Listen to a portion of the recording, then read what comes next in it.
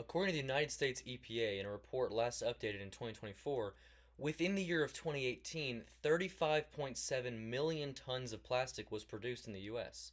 In the same year, 27 million tons of plastic was dumped into landfills. And year by year, the production rates of plastics are increasing without an increase to recycling rates. These single use plastics account for almost 20% of all trash landfilled. We all want to do our part to lessen the damage to our planet, but it can be costly and difficult to avoid being a consumer of what is at this point normal and everywhere. I want to convince you that the US federal government should ban the use of single use plastics. There's environmental harm reasons, there's human health risks, there's economic impact from our waste management. Firstly, there's harm to our environment. Toxic chemicals are released during the creation process as well as the disposal process. DebateUS.org in a 2021 article shows us that just in the creation process, the extraction, transportation, and forming of fossil fuels into plastics releases an estimated 185 to 213 million tons of greenhouse gases per year.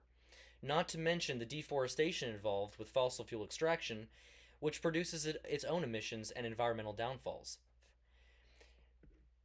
Furthermore, the landfills that most of these plastics end up in also account for 15% of total methane emissions. Eventually, the incineration of these plastics then release toxic and hazardous emissions and particulates. The entire life cycle of these plastics spread toxic, harmful chemicals throughout our environment. Human negligence allows for waste to end up in our waters, resulting in the poisoning and harming of marine life as well. According to a National Geographic article by Laura Parker in 2024, plastics are being found in the stomachs of marine birds, fish, and whales. Microplastics have been found in over 100 marine species. Furthermore, this contaminates seafood and passes the poison on to humans. It is estimated that by 2050 there could be more plastic than fish by weight in the ocean. We are on track to ruin our waters. Microplastics are being ingested by organisms of all kinds and affecting their digestive, reproductive, and physical capabilities.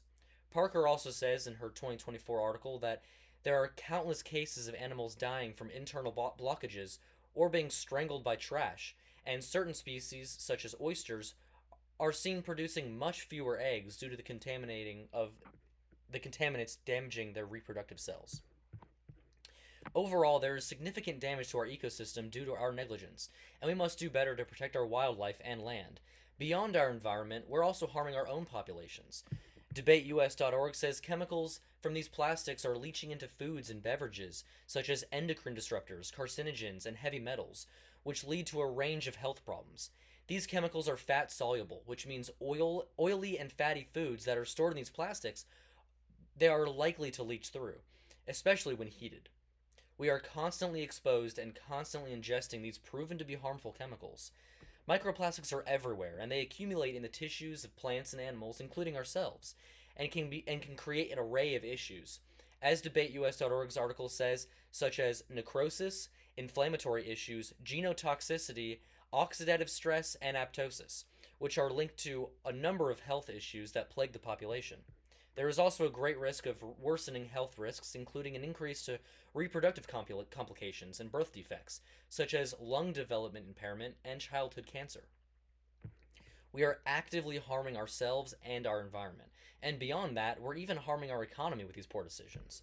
Once again, DebateUS.org's 2021 article shows us that there are unreasonably high costs of cleanup from plastic waste all over our nation and its waters, and these non-recyclable plastics pose significant challenges for our waste management industry. Beyond the currently incurred and steadily building costs, there is potential for more industry and economic growth within the startup of sustainable alternative manufacturers. If we step away from the current situation and look towards bioplastics and more biodegradable or recyclable alternatives, there's way more potential in that beyond just getting rid of the current costs that we're incurring. The costs of cleaning up marine environments are also massive.